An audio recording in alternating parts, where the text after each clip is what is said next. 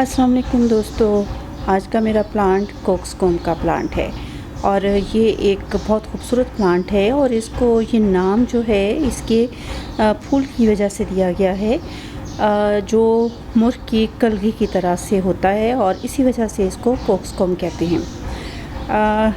ये जो फूल है ये बेशुमार छोटे छोटे फूलों से मिलके बनता है और जब ये फूल खिल चुकते हैं तो इसके बाद इसमें से सीड बनने का अमल शुरू हो जाता है और इसके सीड जो हैं उनकी जर्मिनेशन के लिए ज़रूरी नहीं कि आप इसको ग्रो करें।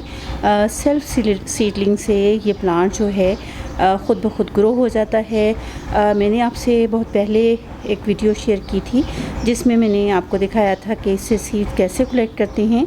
उस वक़्त मेरे पास ये बेशुमार प्लांट लगे हुए थे और उनको मैंने सीड जो हैं उनके मैंने महफूज नहीं किए क्योंकि इसके इतने ज़्यादा सीड जो हैं जगह जगह हवा के साथ गिर के प्लांट निकलने लग गए थे कि जो मुझे पसंद नहीं आ रहे थे। इसकी वजह से मैंने इसके सीड्स कलेक्ट नहीं किए और अब शायद 1.5 से 2 साल हो गए होंगे और अब एक प्लांट के अंदर इसके सीड्स जो हैं वो ग्रो हो गए और ये मैं अब आपको दिखा रही हूँ कि सलूशा जो है या कोक्सकॉम जो है कितनी आसानी से ग्रो करना पड़ता है कि इतना टाइम इसके सीड जो हैं सॉइल में पड़े रहे और जब उनको मुनासिब एनवायरनमेंट मिला तो इसकी ग्रोथ खुद ब खुद शुरू हो गई। सीड से तो इसकी प्रोपगेशन होती ही है, इसके अलावा इसको कटिंग के ज़रिए भी बहुत आसानी से ग्रो किया जाता है। ये एक एनुअल प्लांट है और सन लविंग प्लांट है। इसको मैंने पहले क्यारी में ग्रो किया हुआ था और उसमें इसकी हाइट जो है बहुत ऊंची हो गई थी। पॉट में अब ये ग्रो हो रहा है और इसकी हाइट अभी भी काफ़ी बुलंद है। इसको सॉइल जो है आप इसको किसी भी किस्म की सॉइल में ग्रो कर सकते हैं क्योंकि ये बहुत इजी टू ग्रो प्लांट है, किसी ख़ास केयर की ज़रूरत नहीं होती है।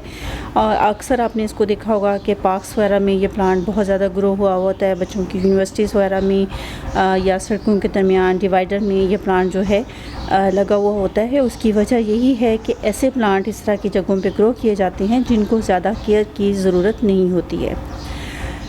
इस प्लांट को सॉइल आप किसी भी उस सॉइल में चाहें तो ग्रो कर सकते हैं। इसके अलावा इसमें जो खाद जो है इसके ग्रोइंग सीज़न में आप इसको 15 या 20 डेज़ के बाद इसको खाद दें, मतलब महीने में आप इसको 2 दफ़ा खाद दे दें तो इसके फूल जो हैं खूब अच्छे से आएंगे।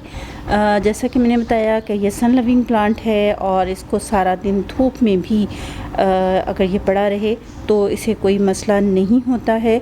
सीड्स कलेक्ट अगर आप करना चाहते हैं तो मैं लिंक दे दूंगी और आप सीड इसके देख लीजिएगा कि किस तरीके से आप कलेक्ट कर सकते हैं। अदरवाइज़ इसके सीड जो हैं ख़ुद ब खुद जो है पॉट में या क्यारी में जहां आपने लगाया हुआ है गिर जाएंगे और नेक्स्ट सीज़न में आपको वहां से न्यू प्लांट जो है वो भी मिल जाएगा। इस प्लांट की जो एक केयर आपको करनी पड़ेगी वो सिर्फ ये है कि इसको पानी जो है आप बहुत ज़्यादा ना दें क्योंकि पानी ज़्यादा अगर होगा तो इसके लिए जो हैं वो येलो होके गिरने लगेंगे और ज़्यादा देर ये सूरत हाल रहेगी तो इसकी रूट जो है वो रोट हो जाएंगी और आपका प्लांट मर भी सकता है। लिहाजा इस सूरत हाल से बचने के लिए इसको पानी जो है आप बहुत ज़्यादा नहीं देंगे, धूप इसको प्रोवाइड करेंगे। सर्दियों के मौसम में इसके जो हैं लीफ थोड़ा सा उनका कलर चेंज होना शुरू होता है जिससे वो बर्न होना शुरू हो जाते हैं ठंड की वजह से, तो वो नेचुरल है, उसके लिए कोई प्रॉब्लम नहीं है। इस प्लांट के ऊपर जो इंसेक्ट्स वगैरह हैं वो भी बेशुमार आते हैं, उसके लिए भी आपको केयर करने की ज़रूरत है। और लहसुन लिक्विड डिश वॉश इन दोनों के थोड़ा सी क्वांटिटी और पानी उसमें ऐड करके उसका इसके ऊपर स्प्रे करते रहें तो आपका ये प्लांट जो है सेफ़ रहेगा।